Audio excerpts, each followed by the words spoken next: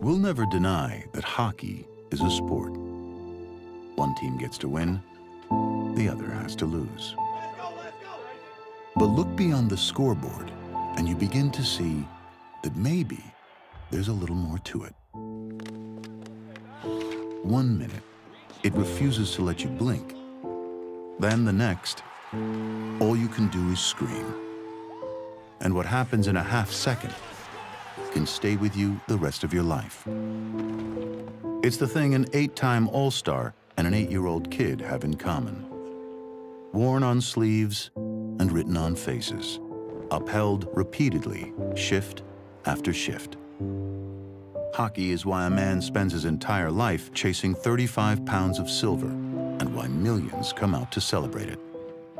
It's not always rational, but somehow it binds together everybody on one side of the glass to all of us on the other, making an impact far beyond the ice, where what matters has nothing to do with stats or standings, and a handshake can be everything you need to say.